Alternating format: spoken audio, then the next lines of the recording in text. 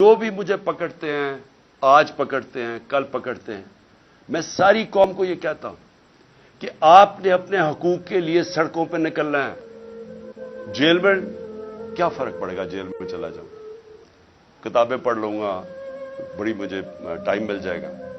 लेकिन मुझे खौफ ये है कि मुझे ये अगर हटाएंगे और ये समझते हैं कि अगर मैं रास्ते से हट गया तो कौम सो जाएगी। इनका ये ख्याल है कि अगर इमरान खान को हटा दिया जाए तो ना ये कैंपेन कर सकेगा, कुछ करेगा, तो तहरीक इंसाफ भी आहिस्ता आहिस्ता खत्म हो जाएगी। और ये जो लोग हैं इन्होंने तो फिर से कबूल कर लेना जो भी हो। तो इसके ऊपर मेरी जान भी खतरे में है और ये मुझे जेल में डालना चाहते हैं। आपको मैं सिर्फ ये कहना चाहता हूं कि आपने ये फैसला कर लेना है कि इमरान खान हो या ना हो, आपने अपनी हकीकी आजादी की जंग लड़ते रहना है। ये जहाद है आपके लिए और इसी में आपका मुस्तकबिल है।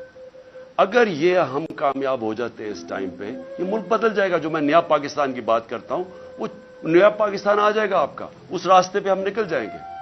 लेकिन जुल्म के निजाम पे कभी भी कोई माशरा ऊपर नहीं जा सकता।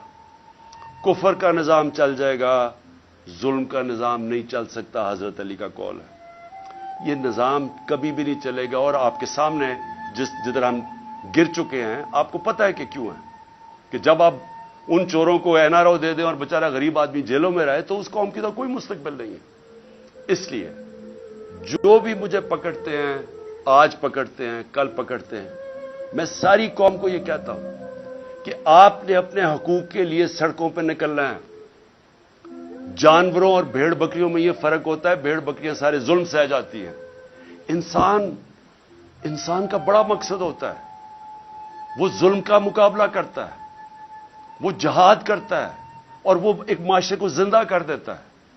हजरत इमाम हुसैन की जो शहादत थी, वो सारी दुनिया के लिए, मुसलमानों के लिए एक चीज सामने आ गई कि जो राय हक है, उसके लिए अगर आपकी जान भी चली जाए, आप अपने माशरे को जिंदा कर देते हैं।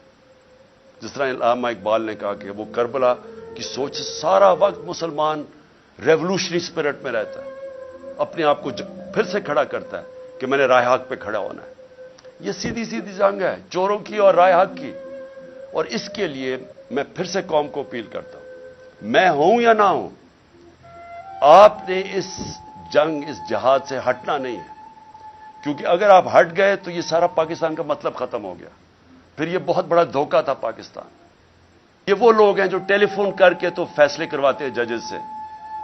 ये वो लोग हैं जिन्होंने डंडे से अटैक करके सुप्रीम कोर्ट को एक ईमानदार, दयानतदार चीफ जस्टिस को इन्होंने फारग करवाया और फिर रिश्वत चलाई, बाकी जजेस खरीदे। मैं सुप्रीम कोर्ट को आज, अपने सारे जजेस को सिर्फ रिक्वेस्ट कर रहा हूं कि आपने आइन के साथ खड़े होना है और जमहूरियत के साथ खड़े होना है। क्योंकि अगर इस वक्त जो इनकी कोशिशें हैं, ये इलेक्शन नहीं करवाना चाहते, ये इलेक्शन से किसी ना किसी तरह निकलेंगे। ये कत्ल करवाएंगे लोगों को, ये बड़े नामों को कत्ल करवाएंगे, धमाके करवाएंगे सिर्फ इलेक्शन से निकलने के लिए। ये हर बहाना इस्तेमाल करेंगे कि जी पैसे नहीं है तो पता नहीं क्या सेंसस हो गया तो ये हो गया। ये हर चीज इस्तेमाल करेंगे किसी ना किसी तरह इलेक्शन से निकलने के लिए, क्योंकि इलेक्शन में इनकी मौत है। इनको पता है कि पाकिस्तानी कौम इनसे मुतनफिर हो चुकी है, वो इनके खिलाफ खड़ी हो गई है। सारे बाय इलेक्शन में वाजे हो गया कि ये धांधली के बावजूद, सारी मशीनरी इस्तेमाल करने के बावजूद ये नहीं जीत सकते। इसलिए ये इलेक्शन से भाग रहे हैं। और मुझे खौफ ये है कि ये किसी ना किसी तरह ये माफिया अदलिया के अंदर फूट डाल के, उसको तकसीम करके ये कोशिश करेंगे इलेक्शन से निकलने के लिए।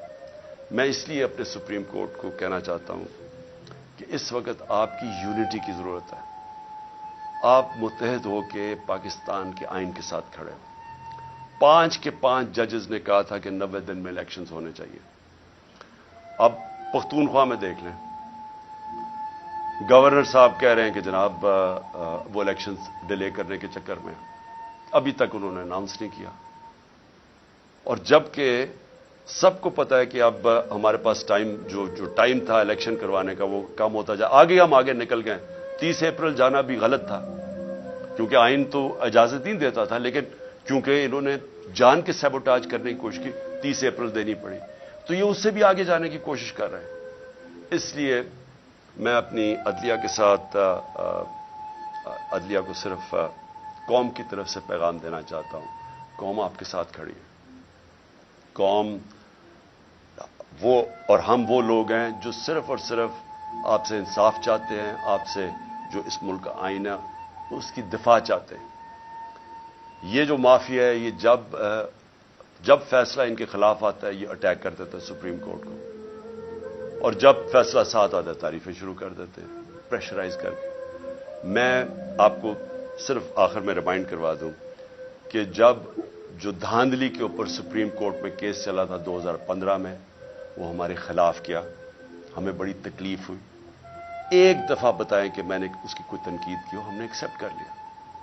پھر جب میں نے اپنی اسمبلیز ڈیزالو کی اپریل کے اندر، پچھلی اپریل میں نے الیکشنز اناؤنس کر دیے، سپریم کورٹ میں کیس چلا گیا۔ سارا فیصلہ جو سپریم کورٹ میں بات چیت ہو رہی تھی وہ ساری ہو رہی تھی کہ الیکشنز میں اب چلے جائیں، اور وہ چلے جاتے، ملک بچ جاتا اس عذاب سے۔ لیکن الیکشن کمیشنر نے وہاں کہا جی میں 3 مہینے میں الیکشن ہی نہیں کروا سکتا، اور وہ فیصلہ ہمارے خلاف چلا گیا۔ بڑی تکلیف ہوئی ہمیں۔ ایک دفعہ بتائیں کہ میں نے تنقید کی ہو اس کی، لیکن یہ ہر فیصلہ جو ان کے خلاف جاتا ہے اس کے اوپر یہ بلیک میل کرتے ہیں، نام لے لے کے ججز کے خلاف بات کرتے ہیں۔ اور اس لیے ضرورت ہے سارے ملک کو کہ اگر ہم نے اب آگے جانا ہے، اور اس کی ملک کی بچت ہی رول آف لا میں ہے۔ ملک بچے گا تب جب قانون کی حکمرانی ہوگی۔ وہ اس کی دفاع کرنی ہے سپریم کورٹ نے، اور ہم صرف آپ سے اپیل کر سکتے ہیں کہ یہ آپ کو ہر پریشر ڈالیں گے، ہر وہ نامعلوم افراد سے پریشر آئے گا، ان چوروں سے آئے گا، یہ رشوت بھی یہ خریدتے بھی ہیں۔ میں آپ سے ریکویسٹ کروں گا کہ قوم ساری آپ کی طرف دیکھ رہی ہے، اور ہم صرف چاہتے ہیں کہ جو سب نے کہا تھا آئین کے اندر 90 دن میں الیکشن، اس کے ساتھ آپ کو پوری طرح کھڑا ہونا چاہیے۔ اب میں الیکشن کمیشن کے اوپر آپ تیسری بات کرنا چاہتا ہوں۔ دیکھیں، الیکشن کمیشن، مجھے جتنی تکلیف الیکشن کمیشن سے ہے کسی کو نہیں۔ انہوں نے میرے اوپر، آپ نے ایلیگیشن لگائی توشہ خانہ کی، میں آج رائٹنگ میں دیتا ہوں سب کے سامنے، جس وقت یہ عدالت میں جائے گی یہ توشہ خانہ کیس باہر پھینکا جائے گا، کیونکہ مجھے پتہ ہے میں نے کوئی چیز غیر قانونی نہیں کی۔ جو 70 سال سے پاکستان کا قانون ہے اس کے اوپر چلا ہوں، سب کچھ ڈکلیئرڈ ہے، اس کے اوپر ٹیکس دیا ہوا ہے، سارا کچھ، سارا ریکارڈ میں اویلیبل ہے۔ لیکن مجھے پتہ ہے کہ اگر یہ توشہ خانہ کیوں یہ چھپ رہے ہیں، بتا نہیں رہے کہ جی باقی لوگوں کے توشہ خانہ میں کیا ان کی تھی، جس وقت وہ سامنے آئے گا قوم کو پتہ چلے گا کہ توشہ خانہ میں باقی لوگوں نے کیا کیا ہے۔ باقی حکم جو پرائم منسٹرز تھے، جو پریزیڈنٹس تھے، جو آرمی چیفز تھے، یہ کیا کرتے رہے توشہ خانہ کی گفٹ سے۔ وہ انشاءاللہ اگر یہ پورا کیس کھلے تاکہ پتہ تو چلے لوگوں کو توشہ خانہ کیا ہے۔ تو مجھے بڑی تکلیف ہے کہ میرے اوپر انہوں نے، کردار کے اوپر انہوں نے یہ جو اٹھایا ہے الیکشن کمیشن نے، اور پھر فورن فنڈنگ، یہ بھی ہمیں گھسیٹا ہے میڈیا ٹرائل کے تھرو۔ پتہ چلا وہ فورن فنڈنگ ہی نہیں ہے، اب پتہ چلے پروہیبٹ